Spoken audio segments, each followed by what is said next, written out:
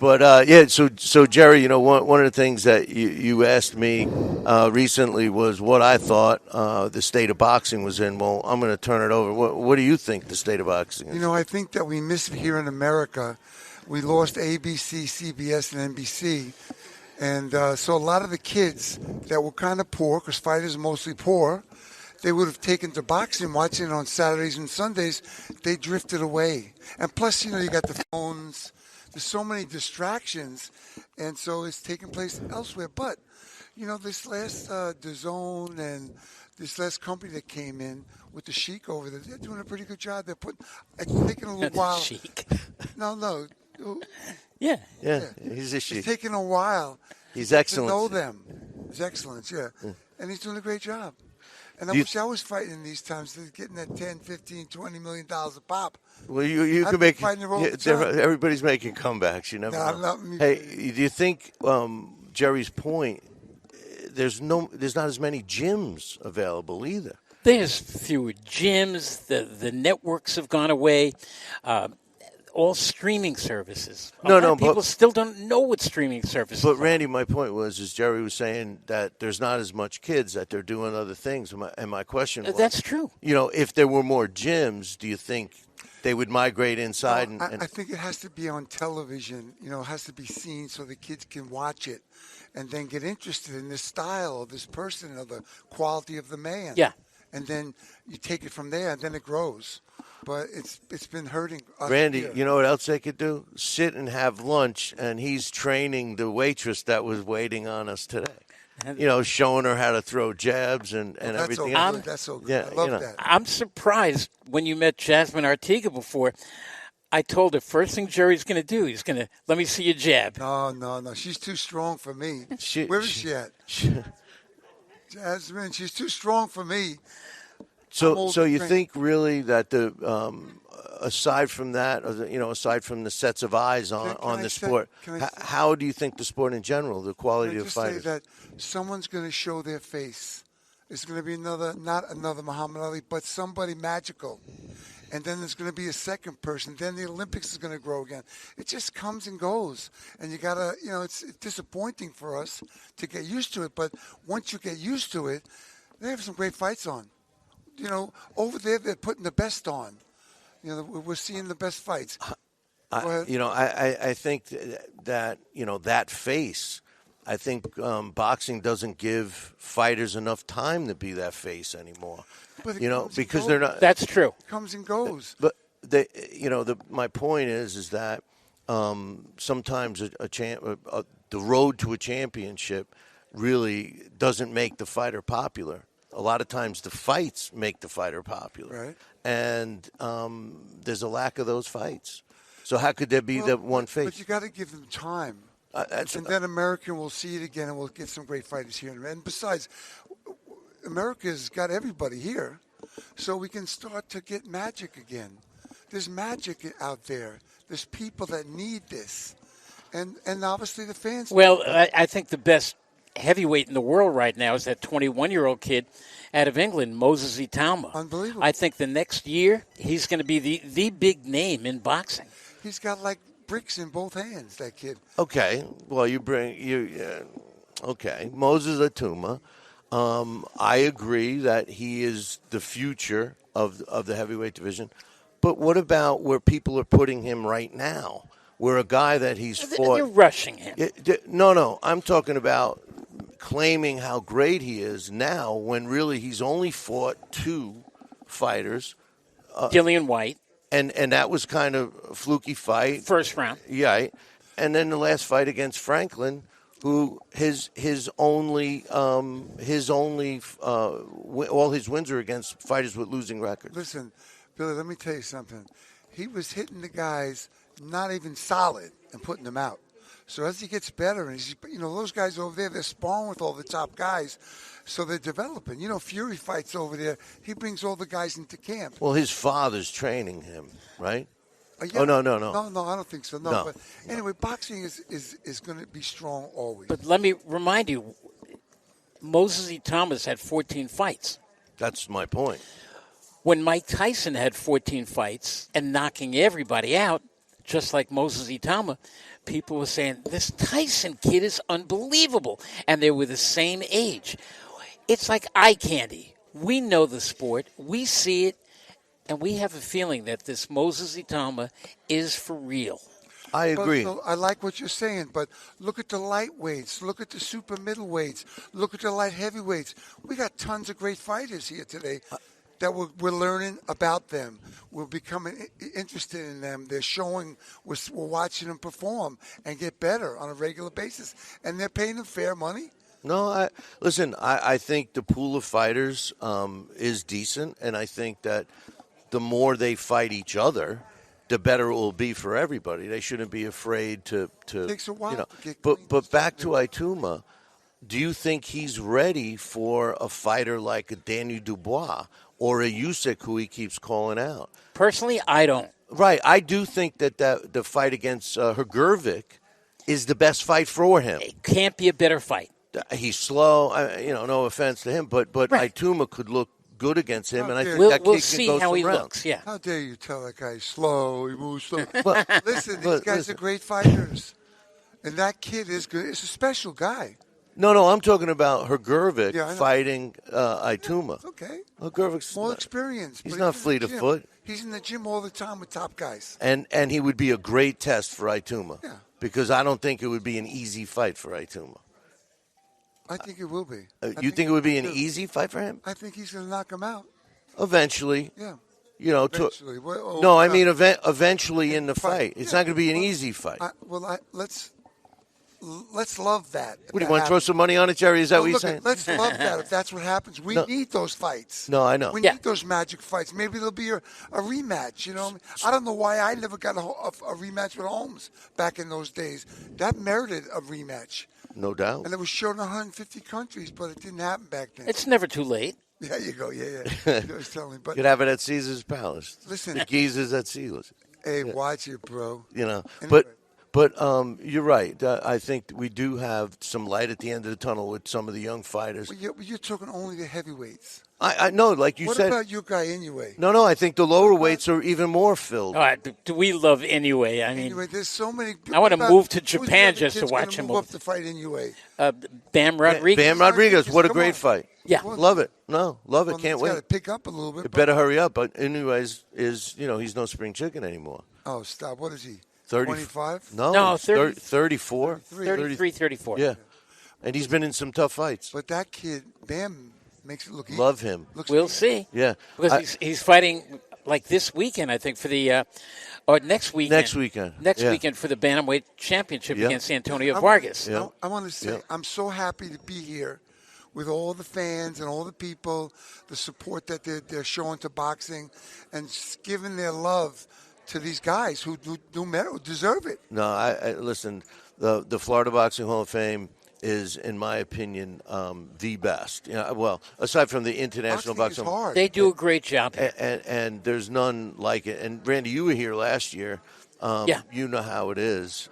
This year you're getting inducted. I mean, I know you've been inducted in all those other ones. Stop blushing. What are you blushing how do you for? feel about getting into the Florida Boxing Hall of Fame? It's an honor, especially in a state where I have announced so many fights on the USA Network.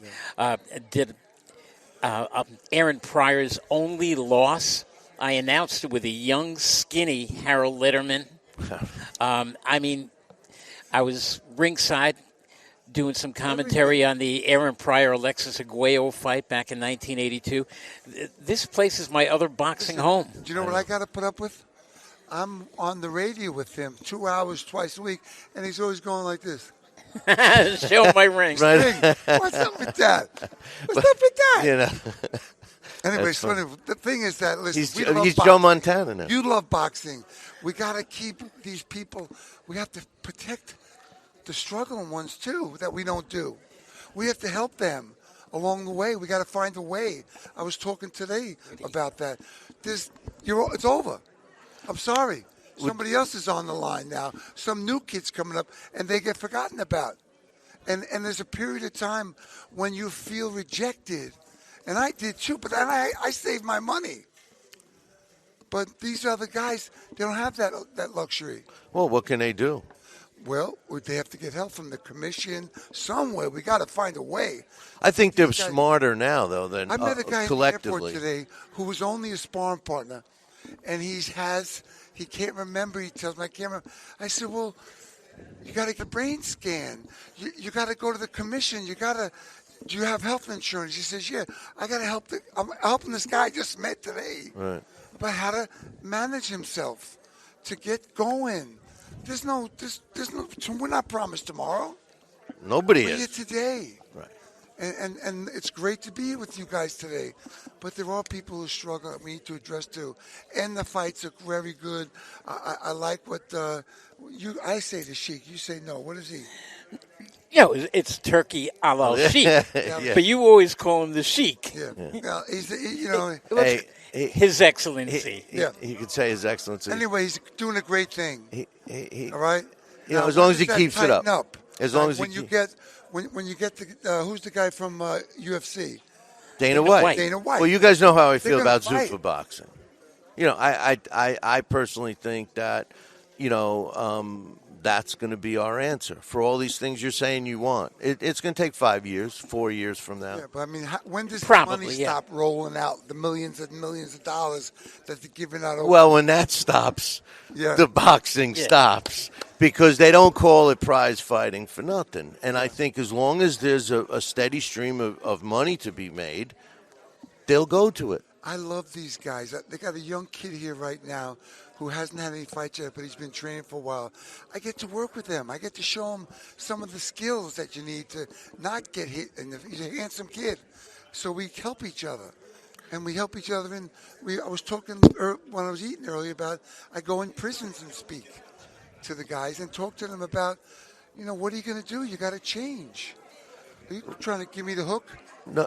I'm trying. It's a beautiful thing. No. I got this guy in my corner. He's showing me the ropes. He's a very busy guy. Randy, I got a question for you. Some of the points that Jerry's making, do you think that there's a lack of quality trainers out there today? Oh, absolutely. And do you think if somehow there could be some kind of requirement with these commissions? I mean, we were talking today at lunch about all it takes. $30. All it takes is $50, and poof, you're a trainer. You got the cornerman's license. Do you think that commissions should require some type of training for trainers to at least show that they know what they're Part of doing? the act. Unfortunately, there's only 2 or 3 or 4 strong commissions. You get other commissions, and I hate to point out a lot of commissions down in Tennessee, what they will allow to get into the ring. Yes. So forget it. They're not going to have any kind of teeth to make people go to some kind of training school. The trainers through boxing have been there. They've been in the gyms. That's how boxing has been. You don't just walk into a school and become a boxing trainer. You either want the sport, you learn the sport, you carry the buckets in the beginning, you watch other old-timers, and you pay your dues like in any other business. Yeah, and then they start letting you hold the mitts and work the corners a little bit. That's how you do it. We also got to pat the guys on the back that have the skills, that are promoting it. Is it the higher number? No, but they're out there, and we get to watch those guys too. See, what you're talking about is when boxing was a trade. And the kid that starts out, walks into the gym, he's cleaning up, whatever, trainer shows him a few things, he fights an amateur for several years, he turns pro, however his career comes, and then he goes back to the gym as a trainer or a manager or a promoter. He's a boxing person in the boxing business. Well, you got to imagine, but we don't have 9% of fighters end up broke. No, but my point is we today, you want to get in the boxing business, you know what you need? A checkbook with money in it. That's it. And until that changes, you're not going to have good, better trainers the way we had it back in the day. I think they're out there. I think that they're developing. They're going to be magical. Like everything else in life, God puts those people in our lives, helps us direct us in the right way. I hope you're right. And I hope I'm right, too. Yeah, no, I hope you're right. Love to see it happen. Me too. The sport needs it. I want you. That's what I want. I know. I want two with you, bro. It's just like we need it. We need the sport. And that's why I was telling you guys when I was on your show recently why I think the UK carries boxing on their back. The United Kingdom, they love their boxing. Yeah, they support every 'em. week, they got shows all over the UK. They're packing the places because it's on a lot of the TV networks over there. And they develop them. The fighters are active. They fight each other. They draw. Their fans don't bail on them if they lose. Well, we used to have that here. You're proving my point. Yes. Back. We got to have hope. But a lot of younger fans today bail on their fighter once they lose. Oh, he was exposed. How many times have you heard that? I don't know that. I don't believe that. I don't think you just quit on your guy because he lost a fight. I don't. I don't want you my fan anyway if you're going to be doing that. You know what I mean? It happens, brother. You got to have hope. It happens.